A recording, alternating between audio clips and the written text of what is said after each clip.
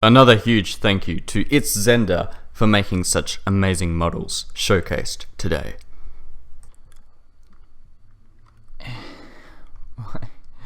Okay, so today I'm going to talk about the design process behind the majority of my creatures, if not all of them. That would be nice. So last time I talked about why I made certain decisions for my magic staffs, and today I'm going to be talking about the creatures one by one. So let's just get straight into it. Oh, new keyboard, I'm trying to get used to it. Okay, so the angry zombie, what is the purpose of this? It's just a bigger and better zombie. Well, first of all, it's to make the game slightly harder. The reason why I need to make the game harder is because now you get access to all these OP weapons and stuffs and all kinds of crazy things like that. We actually need a reason to actually use them. So by adding in harder mobs like this, you have more of a reason to actually use your shatter stuff, because let's face it, you're not going to use them on regular mobs, are you? Alright, so that's the angry zombie. It's just to create a little bit of variation in combat. Now let's take a look at the Aquarius. Now this only spawns next to water, and it has a drowning ability, which we are going to see if we just hang around here for long enough. You're going to drown me? There we go. Oh, I actually fell through the bedrock world there, but you won't have to worry about that because I don't normally spawn around. So this might be better to demonstrate on a higher surface where it actually fills in water. The reason why I wanted to give it this ability is to change the depth of the player, so you're not just fighting it one-on-one here. You actually have to find a way to get out of the water before you have to deal with this guy, or in this case the bedrock. Don't worry though, these guys will not spawn close to the bedrock layer, so that shouldn't be too much of an issue. Now, I used to do this constantly. That was just annoying, so it does it periodically now, which I think is much better. It also drops various fish, and it also drops some Depth Strider boots, which can only be obtained by getting them. It's Depth Strider 6, so pretty powerful stuff. Alright, let's take a look at the Assassin. Now, the Assassin is probably the most fun to fight. In fact, let's just do it. I'm going to get a shield, and I'm also just going to get a bunch of steak, and we're going to fight this thing. I'll show you why I added some of the abilities I did. Okay, so first of all, he switches to swords. Alright, so that's to give it a melee ability, and when it teleports, it switches to bow. That's so it can strafe around you and sometimes hit you from behind. So we'll see this. So when you see it teleport, you have to immediately turn around and block its attacks. So even though I'm fighting it with a shield, it's still a pretty fun fight. Not actually sure why it comes at me with a circular movement. I did not program that in. That's just the way it behaves for whatever reason. I won't understand it, why it's doing that. Oh, yep, so there we go. So you can see some of the interesting combat that this creates. In three-dimensional terrain, it's more interesting because it's going up on trees, sometimes hiding from you. You have to really look around for it, and then you just get shot from behind, and yeah, it can be quite the fun fight. The Katana is pretty rare at the moment just because that's a bug. I am trying to get that fixed. Whoa, there we go. Alright, let's just kill this guy. So it's got a lot of health just to make the fight a little bit longer, and yeah, it's a little bit more interesting when the terrain is actually three-dimensional and not this boring flat surface that we have here. Alright, anyway, let's go and find the next mob. This is going to be the Blight. Okay, so the first question is, why so much health? Well, it's got a weakness, and that's primed TNT. So let's just summon in some TNT. Okay, maybe not that much TNT, but let's just give it a fuse of 80, which is a little bit longer than normal. So I've given it a weakness, so the combat has to be actually interesting. I'm trying to avoid making all my mobs just hack and slash in order to kill. He's constantly summoning skeletons, but they all have 1 heart of health, which is why they're dying so quickly. So if I just actually make it nighttime and then just give myself some night vision, then you'll see the effect that these guys can have. Alright, because this guy mainly spawns at night, let's fight them. So now that there are skeletons spawning, I have to watch out for those. So rather than just giving the Blight a ranged attack, I thought it would be more appropriate to just have some skeleton minions. And no, you can't farm these guys because they don't drop anything. I mean, you can create a nice XP farm out of it, but good luck. Alright, so I'll get you. Alright, so you can see how these guys make the combat a little bit more interesting. The Shatter Staff is actually useful. Here we are. So the Shatter Staff is actually a pretty effective way of killing the Blight as it launches it in the air. Now, if you actually don't have access to these items, you can manually kill it. That will take ages though, because it has 2,000 health. It's way quicker just to, just kill them like this. Oh, nearly ate the pufferfish for a sec there. That would have been bad. All right, come on, we can do this. So you can see how these skeletons are creating a lot more variation in the fight. What I'm trying to go for is as much variance as possible with these guys. Oh man, come on. So I have to really nearly ate the pufferfish again. I'm probably gonna die now, unless I can think better. So this is what I mean about making mobs really hard. So you actually need custom armor, or maybe the projectile protection armor might be better. Okay. Anyway, let's talk about the next thing.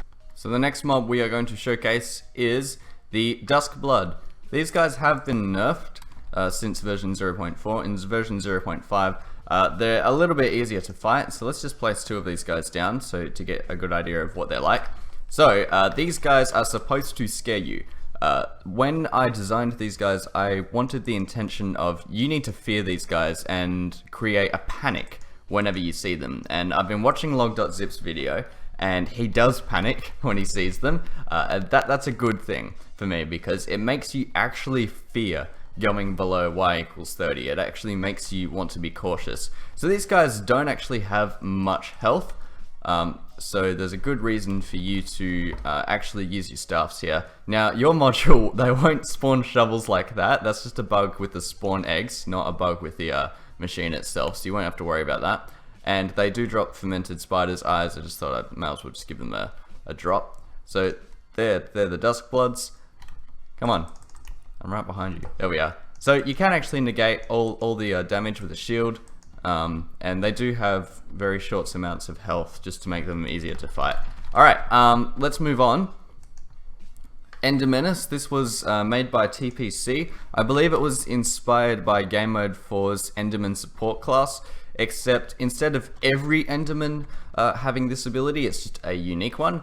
And if you're wondering about the ice block, by the way, the ice block is so it can actually place it down next to a torch, and then the ice block will be melted by the torch, and then the torch will be put out by the Ender Menace. Now, I think this is better because, well, better than just running a fill command which clears the torches, because I think that's a little too unfair, so we've given it an ice block.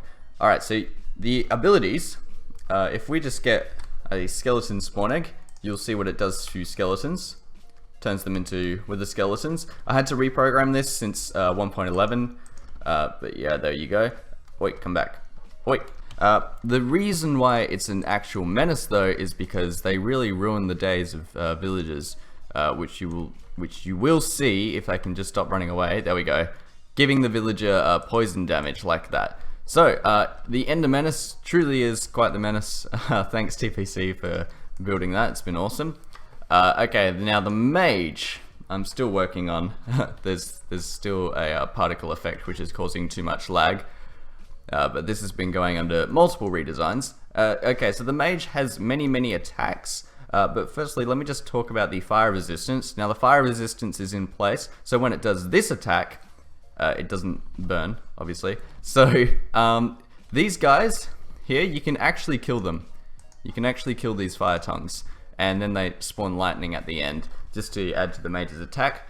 It is a pretty predictable attack as well. Okay, so it's got a block breaking attack, so it can get out of these situations. It used to spawn ogres, not anymore. I thought that was a little bit too much, so instead they spawn husks, which is why sometimes while you're caving you'll see some husks and you'll see some really open cave for some reason. That's a good indication that the mage has been there. And it does have another healing attack. You'll see it has some particles that will appear underneath it every now and then. It's healing zombies and skeletons, not husks or strays, just zombies and skeletons. And it's also giving itself and zombies around it a speed boost as well. So sometimes it will actually charge you and start attacking you that way. I'm hoping we'll be able to see that attack soon, but you get the idea. And yeah, there's a lot to think about. In fact, let's just fight this guy. because it is a pretty tough fight. I don't have a shield on me. Another reason why you need staffs as well. Bam! That's fun. Okay, so the mage itself is pretty easy to fight. I mean, it doesn't have any knockback resistance. If you're on 3D terrain, it's a little bit more complicated. Okay, so it gives a levitation effect just to push you away and make you deal with the other mobs every now and then. And then it drops the mage's stuff, which I've already talked about. It just gives levitation to the mobs, and you can burn them like so. Alright, let's talk about the next mob, which is, I want to drumroll please, you already probably know. Okay, the next mob is the Nether Knight. This has also been upgraded instead of nerfed. So I've nerfed the Dusk Blood, I've changed the way mages work to reduce lag, and then we have the... really? Again, this is just a bug with the spawn eggs, you won't actually see this happening in your own module. Okay, Nether Knight, there we go. So this guy is super fast, I will actually need a shield for this. And so you probably noticed that if you actually run away from the Nether Knight, it will strike you down with lightning. And it's to stop exactly that, stop people from running away. Okay, so you can actually negate its attacks if you just hold a shield right in front of it. Otherwise, it can pretty much one-shot you. I don't know how I'm going to get out of this situation. Oh, there we go. So it also has fire aspect now, which is something I believe it didn't have. As you can see, it's just going to absolutely destroy that villager. Okay, it's coming for me. Let's get the shatter stuff. There we go. I'm pretty much dead, aren't I? So if you don't have armor, this guy will pretty much wreck you. He has a lightning attack as well, just to stop people from trying to run away. There we go. So the shatter stuff does a pretty good job of killing it. And then you get the Nether Knight stuff, which just obviously allows you to summon lightning. You can get a ton of gold off of this guy, just so you can, I don't know, create gold farms or something. I just thought it was appropriate because it's just a more powerful version of the zombie pigment. So the Nether Knight is supposed to be scary because, let's face it, the Nether isn't scary in the slightest. So we need to make the Nether Knight really, really powerful so you can actually feel the tension. Okay, ogres. Ogres are inspired by Mo Creatures mod, where they have a block breaking ability, and so this means that you might actually have to build some actual defenses for your house, and obsidian won't cut it. So you can still build your house out of regular things. It can't swim, that wasn't deliberately programmed, that's just how it works. And it also has a jump boost effect as well, so if you do decide to pillar up, it doesn't always, but sometimes it can actually get you, there we are, and break your pillar. So let's just try pillaring up again, maybe with some dirt. Whew. Okay, so that time I managed to get away. And then I think we have to be a little bit closer for it to actually, yeah. This is what I'm trying to avoid, people just pillaring up and then just killing my mobs this way, because it's cheap, it's not fun, and it makes every combat encounter just a drag rather than anything interesting. So the ogre can drop some pretty useful things. It's just basically what the zombie does, except in higher quantities, basically. Let's take a look at the mblohr and the Torgon. These guys are ridiculously powerful, for a good reason too, because once you get a staff, these guys are child's play to defeat. Like, I'm pretty sure I showed this in the previous video, but if you have a captive staff or a repulsion staff, or just any of these staffs in general, these guys are pretty easy to fight, and they've despawned of course, but the mblohrs, the reason why they have such high thorns is because I actually want people to innovate when they're trying to fight these creatures. So let's just and shatter staff. So they are actually an interesting combat encounter because of the way that they work. Oh, especially when you have staffs that you're trying to use in conjunction. Let's go. No. Ah, okay. So the Torgon has massive amounts of damage, more damage than the mblohr does, and the Torgon also has a jumping ability just to stop you from pillaring up. That's why they spawn in groups as well, and this time I got an emerald from them. You can also get orc mead, which just buffs your strength. It's a little bit like the blight staff in that sense, except it just gives you poison and blindness for a short amount of time. The Skidder is also one of those creatures that need to be killed in a special way. In this case, we have gold blocks. Now, once you actually know how to kill these guys, they're pretty simple to fight. I'm not gonna lie, but if you don't know what you're doing, these guys can be really, really tough. Let's just see if we can get lucky with this one. Yeah, that was just super lucky that time. So if you know what you're doing, really, really easy fight. I mean, I could have done this with, I don't know, maybe 2 gold blocks, and then you get the skitter stuff. So actually finding them might be a little bit more difficult. In 3D terrain, they're a lot harder to fight, especially because of their jumping ability, and it can take up to 5 seconds before they actually get the gold block, so you have to build a cage and such. But otherwise, the skitter is a pretty simple fight, which you just have to kill in a unique way. Vampires. Vampires are a toughie. Those guys I designed 2 years ago. Yeah, seriously, well, almost 2 years ago. I think it was March last year where I actually released the first copy of these guys. Not sure why it's glitching out like that, but the reason why it's wearing an elytra is so it just glides down, which I think is pretty cool. Okay, so the bat now has a withering effect because the bat needs to actually be dangerous. I removed the slowness that the bat has because all you need is really just 2 hits with the bow in order to kill it. And yeah, as you can see it gliding down like that. The vampire is invulnerable in this form, so you actually have to run away, but not so far away that you have to, you know, stop fighting the bat. Okay, so there we go, we got the bat again. Let's try and use our repulsion staff on it again. Staffs are probably the best way of defeating this thing. There we are. I think that should be enough to kill it. There's a plane. Come on. Yes, we actually got it that time. So normally, we get a vampire fang. Doesn't do anything yet. I need to plan an actual use for it. I'm thinking about adding a curses module, but I haven't exactly decided how I'm going to go about that yet. But for now, you can actually obtain the item. Let's go to the next mob, the Wanderer. Another thing that's designed just to be scary. Yeah, pretty much. So it's not only is it designed just to be scary, but I've also made it so you need the staffs again. Pretty much the majority of these mobs are just an excuse for the player to use a staff. So the Shatter Staff works well on this thing, because once it gets you with this attack that I'm about to show, come on, you can do it.